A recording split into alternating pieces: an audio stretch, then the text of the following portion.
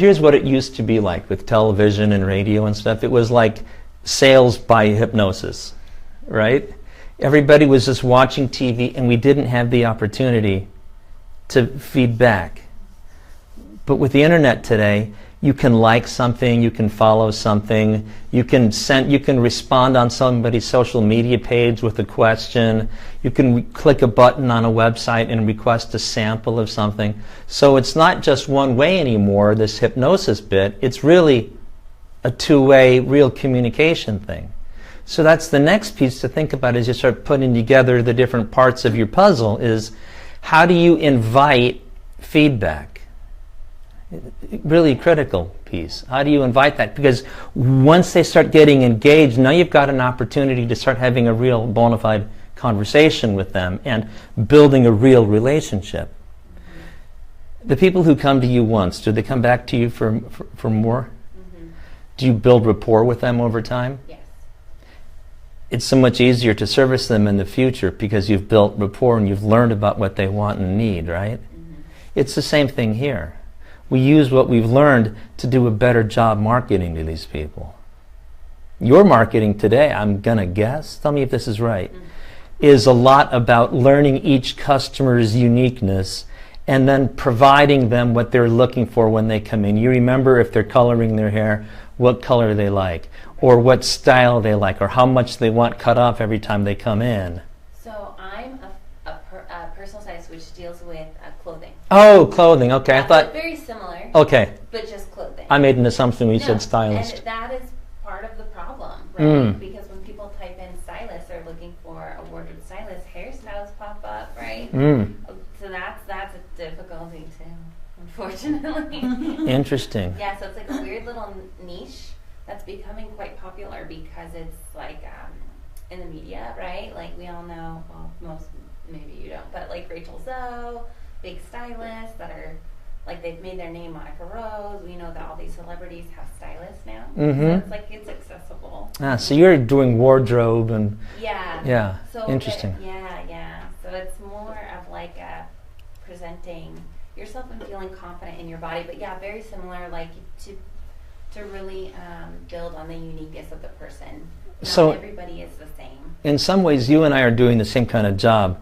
You're helping your clients marketing themselves. Yes, absolutely. And that's what I do. Is I plug in with other businesses and I help them market what they do. Totally. Awesome. Totally. Okay. So instead of sales by hypnosis, where we talked all about us in the old days, we would prepare these messages and it would be canned and it would just be sort of force-fed. Now we're really talking about because we understand this journey. It's gone from a focus on me, and I'm going to talk to you about me and try to hypnotize you into buying my stuff, to I'm going to engage with you. And I want you to tell me about you, and I want to reflect back to you what you've taught me about you, and I'm going to show you how what I've got is already a natural fit to your world. So it's a totally different kind of a thing. Okay? So, for instance, here's an example, right? This is a print ad for a doctor's office. And if you take a look through it, it basically says, well, here's where we are and here's what we do and we're looking for new patients and so on and so forth. It's what you would kind of expect, but it's definitely old school. So, as an example of what you could do with social media, I was doing some work for a medical group called Edinger Medical. They'd have offices in Fountain Valley and Huntington Beach. And instead, we realized that different kinds of diseases represent different market segments. Of similar people that have a similar problem that we can address in a particular way. So instead of talking about us like they do over here, what we said, for instance, is let's talk about kids that have ADHD and how can the pediatricians at this thing help mom help her child. So we borrowed a blog that was written by someone else. We talked about the problem. We gave them a link to a website, to a blog that could help them learn more about that. And then we come back and we follow it up by saying, we can help you with this. And if you're interested in more, then link over to our website and find out about us. So it's a totally different thing. It's first focusing on the problems that somebody else already has, showing that you can facilitate and help them out in that problem, and then giving them a way to reach out to you.